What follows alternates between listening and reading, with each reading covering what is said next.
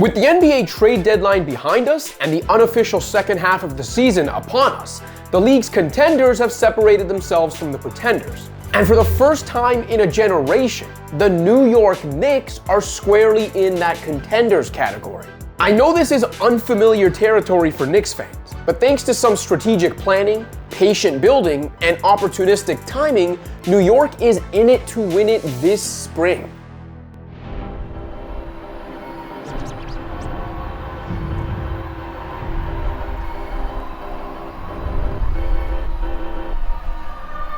For decades, the Knicks had earned a reputation as a dysfunctional laughingstock that was constantly chasing its tail. They lacked self-awareness, their half-hearted rebuilds went nowhere, and over a 21-year run between the 2001-2002 season and 2021-22 campaign, they made the playoffs just 5 times, winning 1 measly series in the process. That's not right. Well, maybe it is right.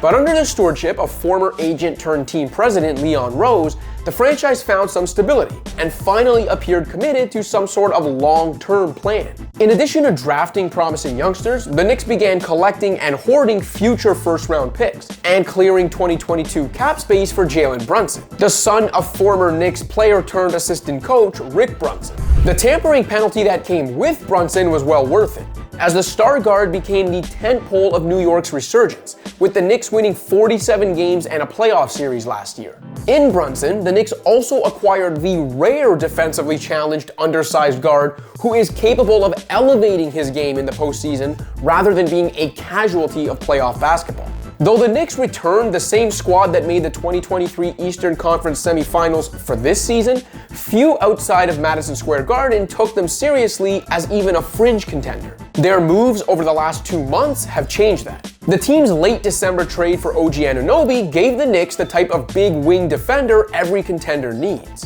broke up the redundant combination of Julius Randle and RJ Barrett, and just better balanced the roster overall. After embarking on a 15-2 tear following that deal, the Knicks then turned Quentin Grimes, expiring salaries, and a couple of second-round picks into Bojan Bogdanovic and Alec Burks on deadline day, giving New York a more dynamic and resilient attack. You've been busy.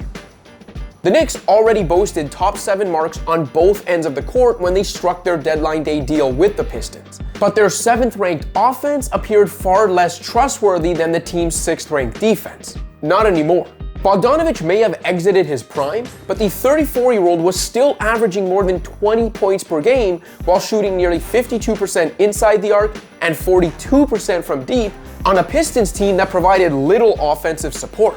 New York's top 10 offense actually boasts below average shooting marks, but Bogdanovic's shooting and self-creation will boost an attack that was over-reliant on offensive rebounding and getting to the free throw line. Meanwhile, his mere presence will open up valuable space for all-stars Brunson and Randle to work with. As a 40% shooter from deep himself, Burks will be a welcome addition to New York's bench, which has missed the quality guard play and creation of Immanuel Quickley since the Knicks traded him to Toronto as part of the outgoing package for Anunoby. Now the caveat here is that New York needs to get healthy, as injuries are threatening to derail arguably the best Knicks team of the 21st century before it even gets on the track. Starting center Mitchell Robinson could be done for the season, though Isaiah Hartenstein has more than held up as a starter.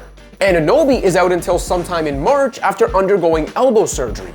Meanwhile, Randle is recovering from a dislocated shoulder. Is there a doctor? We need a doctor!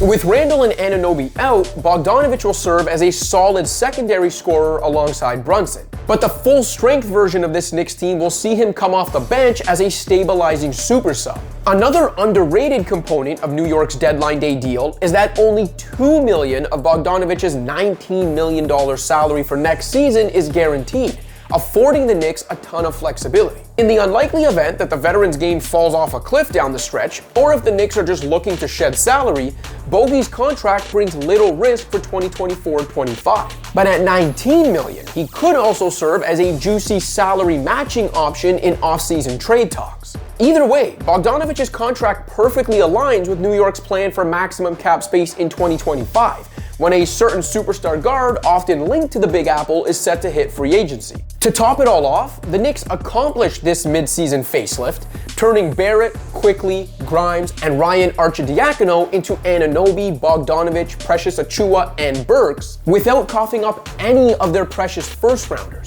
So they could still be major players on the trade front. How about those Knicks? But for the first time since I can remember, Knicks fans don't have to cling to the hope of a potential savior in future free agency or a miraculous trade. With 2 All-Stars, 3 20-point scorers, an all-world defender, and plenty of depth, the Knicks have just about every piece in place you could ask for outside of a bona fide superstar. And you could argue Brunson's play has him knocking on that door. Again, they need to get healthy. But while everyone was waiting to see what New York would do with a boatload of extra draft picks and potential 2025 cap space, the Knicks have gone about building something that looks pretty damn close to a genuine contender right now. Thanks for watching. If you liked this video and want to see more content like this, be sure to hit that subscribe button.